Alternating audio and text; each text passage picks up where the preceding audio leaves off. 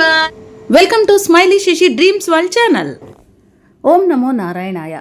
2026 సంవత్సరం తొలి ఏకాదశి ఏ డేట్లో వచ్చింది? 25, 26.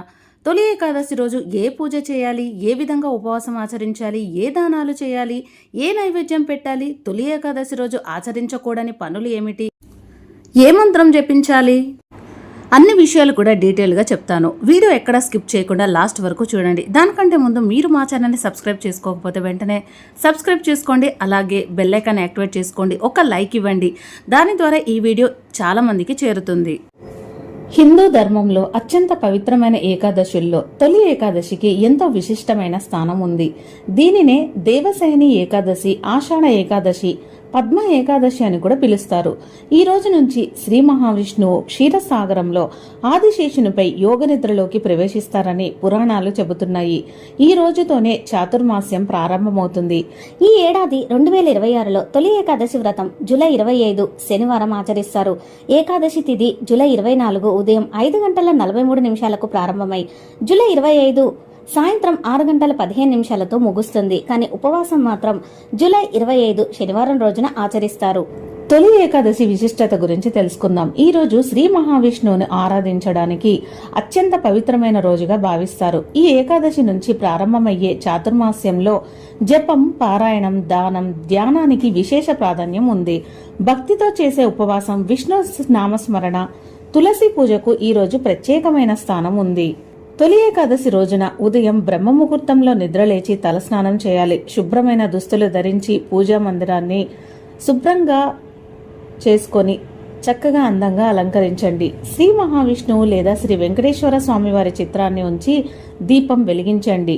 పసుపు, కుంకుమ, పూలు, తులసి దళాలను సమర్పించండి. ఆ తర్వాత విష్ణు అష్టోత్తర శతనామావళి, విష్ణు సహస్రనామాలు లేదా ఓం నమో నారాయణ అనే మంత్రాన్ని భక్తితో జపించండి.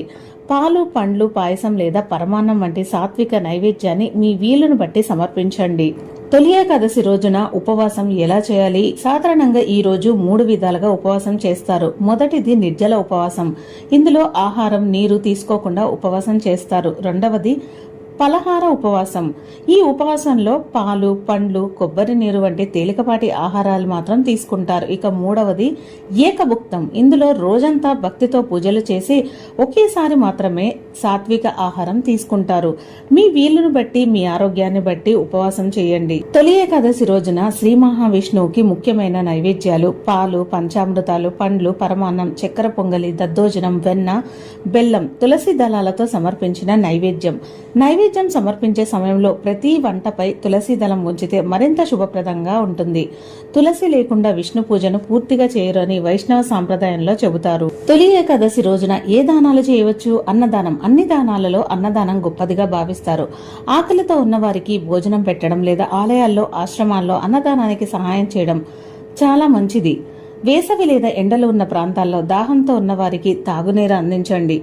పేదలకు లేదా అవసరమైన వారికి కొత్త లేదా శుభ్రమైన బట్టలు దానం చేయవచ్చు. అలాగే బియ్యం, పప్పులు, ఇతర ధాన్యాలు అవసరమైన వారికి ఇవ్వడం కూడా చాలా మంచి దానం.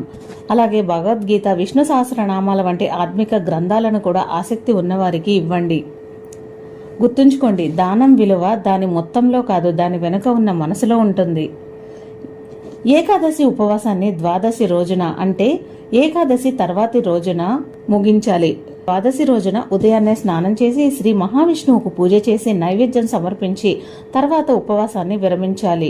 ముందుగా తులసి తీర్థం లేదా సాధారణ నీరు తీసుకొని ఆ తర్వాత తేలికపాటి సాత్విక ఆహారంతో ఉపవాసాన్ని ముగించాలి. తొలి ఏకాదశి రోజున పొరపాటున కూడా ఈ పనులు చేయకండి. మొదట వీలైనంత వరకు కోపం, అసత్యం, ఇతరులను బాధించే మాటలు, అనవసర వాదనలకు దూరంగా ఉండండి. వ్రతం చేస్తున్న రోజున మనసును ప్రశాంతంగా ఉంచి వీలైనంత ఎక్కువ సమయం శ్రీ మహావిష్ణువు నామస్మరణ, విష్ణు సహస్రనామ పారాయణం, భగవద్గీత పఠనం లేదా దేవాలయ దర్శనంలో గడపండి. ఉపవాసం చేస్తున్నారని శరీరాన్ని అతిగా అలసటకు గురి చేయకండి. ఆరోగ్య సమస్యలు ఉన్నవారు తప్పనిసరిగా తమ ఆరోగ్యానికి అనుగుణంగా ఉపవాసాన్ని ఆచరించండి. ఈ రోజు తులసి దళాలతో శ్రీ మహావిష్ణువును అర్చించడం, సాయంత్ర వేళలో దీపారాధన చేయడం, భక్తితో హారతివ్వడం అనేక కుటుంబాల్లో ఆనవాయితీగా ఉంది. తొలి ఏకాదశి అనేది కేవలం ఉపవాసం చేసే రోజు మాత్రమే కాదు, మనసును పవిత్రంగా మార్చుకొని శ్రీ మహావిష్ణువుకు మరింత దగ్గరయ్యే అవకాశం. ఈ పవిత్రమైన తొలి ఏకాదశి రోజున శ్రీమన్నారాయణుని అనుగ్రహం మీకు మీ కుటుంబ సభ్యులకు ఉండాలని, ఐశ్వర్యం సుఖశాంతులు ప్రసాదించాలని మనస్ఫూర్తిగా కోరుకుంటున్నాను. ఈ వీడియో మీకు నచ్చితే లైక్ చేయండి, షేర్ చేయండి. ఇలాంటి ఆధ్యాత్మిక విశేషాల కోసం మా ఛానల్ని సబ్స్క్రైబ్ చేసుకోండి, బెల్ ఐకాన్ని యాక్టివేట్ చేసుకోండి. ఓం నమో నారాయణాయ.